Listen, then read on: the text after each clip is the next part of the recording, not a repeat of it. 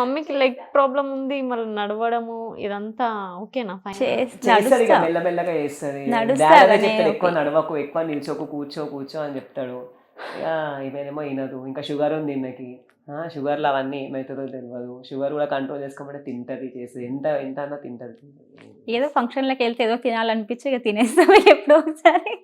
ఇట్లా మనసు ఎవరైనా స్వీట్ తీసుకొచ్చారు ఇదైతుంది మీకు నార్మల్ గా. కానీ చాలా ఘోరంగా మొత్తం ఇక్కడ నేను ఉంటా కదా, ఆ పైపు అక్కడ పడేది. అసలు నాకు వస్తుందని కూడా తెలియదు, నొప్పి కూడా రాదు అసలుకి.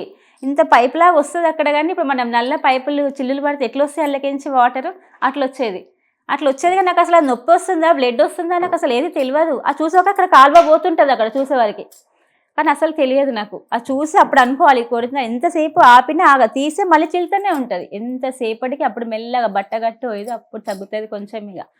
కానీ చాలా నరకము నాదైతే అమ్మో. కానీ నాకు ఇంత నరకం ఉన్నందుకు మా హస్బెండ్ మాత్రం చాలా మంచోడు. నేను చెప్తున్నా నా పిల్లలు కూడా మంచోళ్ళే. మా పాప అయినా మా బాబు అయినా చాలా మంచి, అట్లా ఇట్లా అన్నట్టు ఏముండరు. కానీ ఫ్యామిలీ చాలా ప్రేమగా ఉంటాం అందరం అయితే చాలా. ఇప్పుడైతే ముగ్గురం. పాప మ్యారేజ్ అయిపోయింది, ఆ పాపకి ఇంకో పాప. నెక్స్ట్ మ్యారేజ్ చేసేసాను మీకు హెల్ప్ అవుతుంది అంటున్నాము, చేసుకోవట్లేదు అయినా చేస్తామని అంటున్నాం. ప్రకృతి స్పందించినప్పుడు అట్లా ఏమైనా ఉంటే కూడా చెప్పమని చెప్తున్నాం. అట్లా ఉన్నా వాళ్ళ డాడీ కూడా చెప్పిండు, మేము కూడా చెప్పినాం. అట్లున్నా సరే ఏమని కొంచెం టైం ఇవ్వమనా చెప్తూనే ఉన్నాం. అట్లా కూడా ఒక మ్యారేజ్ అయితే అయిపోతుంది. వాళ్ళ డాడీకి టెన్షన్. అంటే ఇప్పుడు గోల్డ్ వర్క్ అనమాట మాది. షాప్లో అందరూ ఉంటారు కదా, రిలేటివ్స్ ఫ్రెండ్స్ ఉంటారు కదా, వాళ్ళ పాపలే వీళ్ళతో పాటు అందరూ మ్యారేజ్ అయిపోయినాయి. అతనందరికీ మీ బాబు పెళ్లి కాలేదా, మీ బాబుకు పెళ్లి చేయరా అని, మమ్మీ లిస్ట్ లో అయిపోయినాయి, మీ బాబుకు మ్యారేజ్ చేయరా అని ఆయన బయట అన్ని పెళ్లి చేసుకున్నాక అదొకటి వెనకాల ఉన్నట్టు ఉంటుంది. ఇంత ఫ్రీ ఉండలేము అని చెప్పి నాకు అంటే. ఇప్పుడు చూడండి, మార్నింగ్ వెళ్తా, నైట్ వస్తా, వీరితో టైం స్పెండ్ చేయకే కుదరదు. ఇప్పుడు ఎందుకు అని తర్వాత చూద్దాం అని చెప్పి ఫస్ట్ మమ్మీని చూసుకో. ఫస్ట్ ఈమెకి మంచిగా. కానీ వాళ్ళ డాడీకి అట్లా కాదు, మ్యారేజ్ చేసేస్తే పని అయిపోతుందని వాళ్ళ డాడీ చేసుకోమనేసి అది అంటారు. బయటకు వెళ్ళేది ఆయన కదా, అన్నిట్లో ఉండేది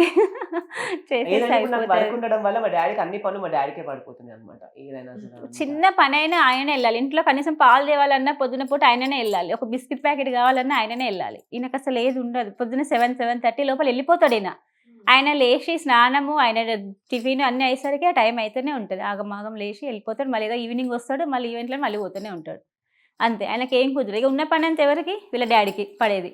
ఇక అట్లా ఆయనకు ఇది అయిపోతుంటే బాగా టెన్షన్. మళ్ళీ అక్కడ ఆ పని చూసుకోవాలి, షాప్ చూసుకోవాలి, ఇంట్లో పని చూసుకోవాలి, టెన్షన్ ఎక్కువ అయిపోతుంది. ఇక వీళ్ళందరూ చూడలేక నాకు టెన్షన్ అవుతుంటుంది. ఇక ఏదన్నా పని చేయొచ్చు కదా అనేసి, కానీ కుదరదు. చెప్పినా ఏంది వేస్ట్. చేసావా ఎప్పుడైనా, ట్రై చేసావా పని చేయడానికి? చేస్తారు ఏదో ఒకటి. ఎప్పుడంటే టైం దొరికినప్పుడు ఊడుస్తాడు. కుకింగ్ ఏం పని చేస్తా ఇల్లు ఉడవడం, టీ పెడతాడు ఒకటి అంతే. టీ పెట్టిస్తాడు ఎప్పుడైనా. ఏముండదు కిచెన్ లో అంతే. నాకు ఎంతవరకు చేయాలో నాకు ఎంతవరకు చేస్తాను. నాతో ఏమవుతుందో అన్నీ చేస్తా. ఎక్కువ మమ్మీ సపోర్టా డాడీ సపోర్టా? Mummy support. డాడీ చెప్తున్నా, ఏం వీడియోలు రానే అంటాడు. ఏమున్నా కూడా ఏంద్రా, డాన్స్ ఫీల్డ్కి వచ్చే ముందు కూడా ఏంద్రా ఏమొస్తుందిరా డాన్స్ చేస్తే. కానీ ఎప్పుడైతే నాకు కొరియోగ్రాఫర్ అయిపోయావు, ఒక అకాడమీలో డాన్స్ నేర్పిస్తున్నావు. ఇప్పుడే ఆ క్లాస్ కి పోవాలి, క్లాస్ కి పోవాలి, పూర టైం ఫస్ట్ అనేది ఇప్పుడేం అనట్లేదు. చూస్తున్నాడు కదా ఇప్పుడు ఇతను ఎట్లా వస్తున్నాయి అన్ని ఆయన చూస్తున్నాడు కదా, ఇప్పుడేమన్నాడు. ఇక సరే వాళ్ళకే తీర్చలేదులే అనేసి అనుకుంటాడు. ఇక మొత్తానికైతే బిజీ లైఫ్, హ్యాపీ లైఫ్ ఇప్పుడైతే అంతా ఓకే. ఫాస్ట్ కానీ ఇప్పుడైతే ప్రెజెంట్ చాలా, ఇప్పుడైతే హ్యాపీగా ఉన్నాం. ఇప్పుడైతే మట్టికైతే ఓకే. లైఫ్ గోల్ ఏమనుకుంటున్నావు? లైఫ్ గోల్ నేను ఏమనుకోను. ఒకటి అనుకున్నది కాకపోతే మాత్రం బాధ అనిపిస్తుంది. ఎట్లా గో విత్ ద ఫ్లో అన్నట్టు వెళ్ళిపోతూనే ఉన్నాం. ఇప్పుడైతే అంత మంచిగానే ఉంది. ఇప్పుడు అనుకోండి, రేపు రైతు అవుదాం, అది కాలేదనుకో, అది మెంటల్ టెన్షన్, అది కాదు ఎందుకు బాధపడడం, గో విత్ ద ఫ్లో అన్నట్టు. ఓకే. నీకు బాగా ఇప్పటిదాకా రీల్స్లో బాగా రీచింగ్ వెళ్ళిన దానిలోనే రీసెంట్గానే మమ్మీతో రీల్ చేసింది కూడా కమెంట్ చేశారు. అట్లా చాలా మంది కామెంట్స్ చేస్తున్నారు. పేజ్ ఓపెన్ చేస్తే వాళ్ళు నిల్లు ఉంటారు. అలాంటి వాళ్ళ మీద నీ ఒపీనియన్ ఏంటి? అంటే చాతగానోలే కదా చేసేది. అంటే ఇప్పుడు ఏం చేయని చాతగానోలే అట్లా చేస్తారు. నేను రీసెంట్ ఒక అతని పైన రియాక్ట్ కూడా అయినా. అరే సరే, ఇప్పుడు నాకు అది చాలా గలీజ్గా కమెంట్ చేశారు అనమాట. పేజ్ జోలాడి మరి కనుక్కొని మరి దగ్గర కూడా పోయినా. ఏమొచ్చింది బాబు, ఏమొచ్చింది బ్రో నీకు ఇట్లా చేస్తే అంటే, అన్న నేను ఏం చేయాలన్నా మా ఫ్రెండ్ గారు ఉన్న నా ఫోన్ తీసుకొని పెట్టి ఇలాంటి రీజన్స్ చెప్తారు అన్నమాట తప్పించుకోవడానికి. సో వాళ్ళని ఏం చేయలేము మనం ఇక అంతే. ఈమెకి నేను కమెంట్స్ కూడా బ్యాడ్ కమెంట్స్ వస్తే కూడా ఏం చెప్తే బాధపడుతుంది అని చెప్పి ఇప్పుడే వింటున్నా, చెప్తుంటే ఆయన నేను ఇంత నాకు అసలు తెలియదు ఇట్లా అంటున్నారు అనేసి ఫ్రెండ్స్ వాళ్ళు ఎవరైనా తెలియని వాళ్ళు ఉంటారు కదా, ఇక అనేటోళ్ళు మస్తు అనుకుంటారు. ఇక రోడ్డు మీద కుక్కలు ఎన్నో మరుగుతుంటాయి, మనం ఏం చేస్తామా వీటి పడిపోతామా సపోర్ట్ ఉంటుంది అంతే. వాళ్ళతో మరి మనం అంటే వాళ్ళకు మనకు తేడా ఏముంది, ఏముండదు కదా, వాళ్ళే అర్థం చేసుకుంటారు తర్వాత. ఒకటే చెప్తున్నా కదా, ఎన్ని బ్యాడ్ కామెంట్స్ వస్తే మనం అంత రీచ్ ఉన్నట్టు. నిజమే, అది మాత్రం కామెంట్స్ వల్ల రీచింగ్ ఎక్కువ వెళ్తుంది. అదే చెప్తున్నా కదా, అందుకే అంత రీచ్ ఉందని చెప్పి అనుకుంటా. ఓకే, నిన్ను లైక్ చేసే ఫాలోవర్స్ కోసం ఏం చెప్తావు? ఒకటే, ఏం లేదు, ట్రూగా ఉండండి. ఏమున్నా కూడా ఎవరిని మోసం చేయకుండా, అది అమ్మాయినైనా ఫ్రెండ్షిప్ అయినా ఎవరిని మోసం చేయకుండా ట్రూగా ఉండండి, హ్యాపీగా ఉండండి. ఇట్లనే సపోర్ట్ చేస్తున్నాను అంతే సార్. మమ్మీ డాడీని మంచిగా చూసుకోండి, అమ్మని బాధ పెట్టకండి, నాన్నని బాధ పెట్టండి. నేను బాధ పెట్టినట్టు ఎవరు బాధ పెట్టరు. ఒకటే, నేను బాధ పెట్టినట్టు మాత్రం ఎవరు బాధ పెట్టద్దు, అంత బాధ పెట్టిన అంటే అప్పుడు అంటే నీకు తెలియదు కదా అది కావాల్సి అయితే నువ్వు అది చేయలేదు. ఎట్లనైనా కూడా కావాల్సి చేసింది ఏంటో చెప్పనా నేను? లవర్ కోసం డబ్బులు తీసుకొని ఇంట్లోకి అది వెళ్ళి- మంచిది. అది కావాల్సి ఇంట్లో చేసింది. వద్దంటున్నా కూడా చెప్తున్నా కదా, అది mistake. 25 వేలని ఫ్రెండ్ కావాలి, ఫ్రెండ్ కు అవసరం ఉన్నాయి. నేను ఫ్రెండ్ అదే ఏ చెప్పలేదు, ఫ్రెండ్స్ కావాలి. నిజాలు చెప్తున్నాగు.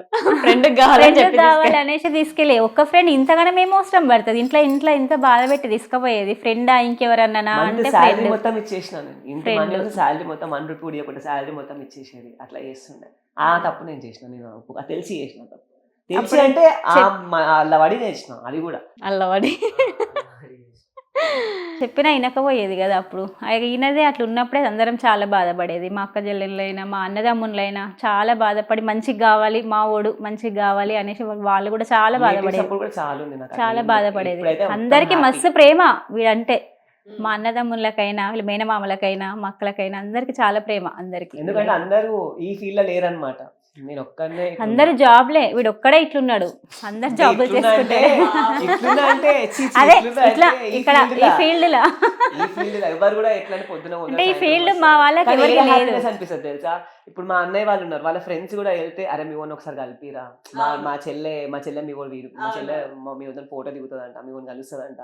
మా వాడు వచ్చి చెప్తారు అరే మా వాడు మా ఖరాబ్ చేస్తున్నాం, మీరు కలుస్తాడంట.